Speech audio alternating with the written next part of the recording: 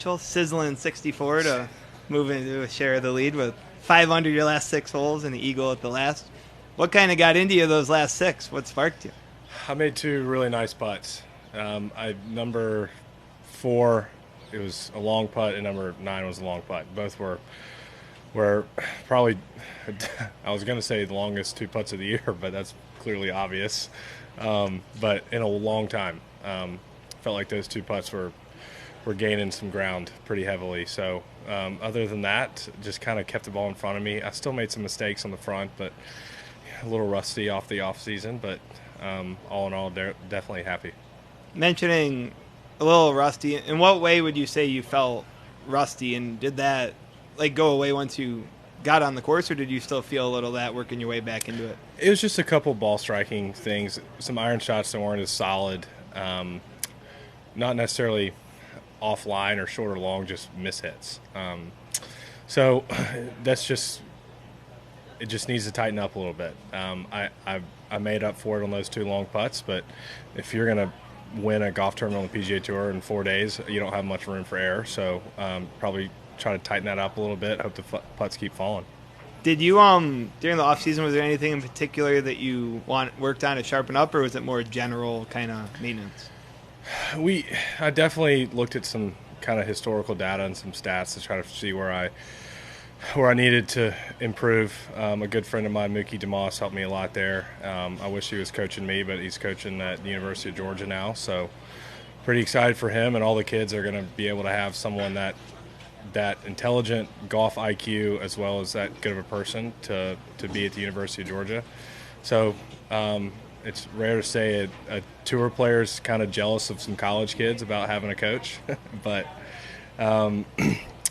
we talked a lot about some stuff I needed to do, and I got to give him a lot of credit. Unfortunately, I had the flu last week, so I had really zero prep coming into this week. I was so sick, and but that's just golf, right? Like, sometimes I feel like my mental game was incredible the last 2 days because I was, I didn't have much stress, not much expectations, and had a lot of rest. So this game's crazy. Some days you think you got it figured out, and some days you don't. So. You might have missed this, Mitch. What did he tell you to do? Where were you weak?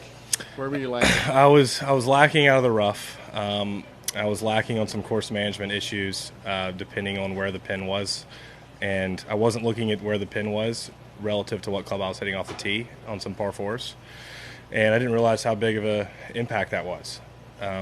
So I was really losing some strokes gained approach based off course management and based off of where I was on where the pin was on the green and where I was in the fairway or rough. Can you give an example of that here over the last 2 days?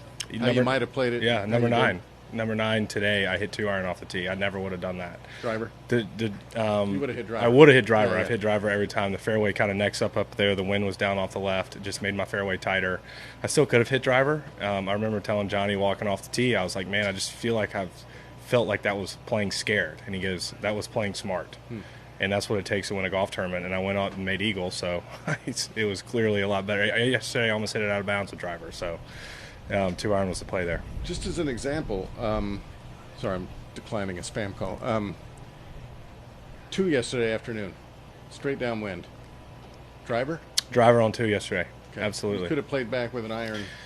But I looked at the pin, also... but the pin was back left. If the pin was on the right, on the front right, or over that bunker on the right, I would not have hit driver, just because you're most likely be in the rough on your miss, and if you're in the rough going over that bunker, downwind, trying to stop it, you can't. But to a back left pin, I think I had like 17 yards of green to work with that I could land it short and roll it back to the flag.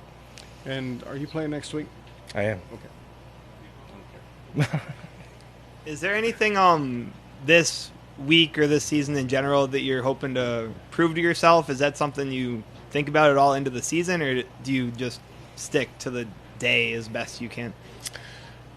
I would always like to prove to myself that I can win again, whether it's this week, this year, the next 5 years. It doesn't really matter.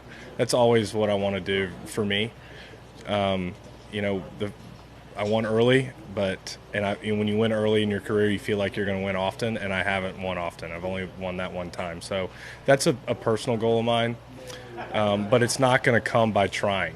by trying to win. And I feel like I got a lot out of my game the last 2 days. If I can continue to get a lot out of my game, it might be this week, it might not. And it's just managing expectations and trying to do the best I can.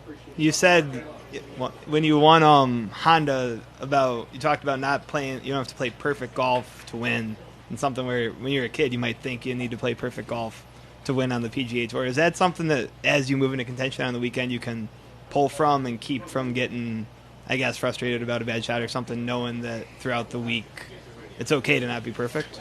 This week's a good example of not being perfect because I was 3 over through 6, and I felt like I could have given myself excuses of, oh, it's okay, you had the flu, you can miss the cut, and all these things, and that's just not the case out here. Like, if you feel sorry for yourself, you're never going to make it. And Johnny and I battled. I mean, it was playing really difficult yesterday afternoon, and being 3 over through 6 to be standing here tied for the lead, that's just sticking to the process, as you like to say, KP, stick to the process.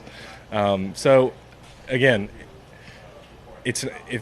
golf never goes the way you plan it to go, and if you try to force a plan and try to force things to happen like you think it should, it backfires really quick.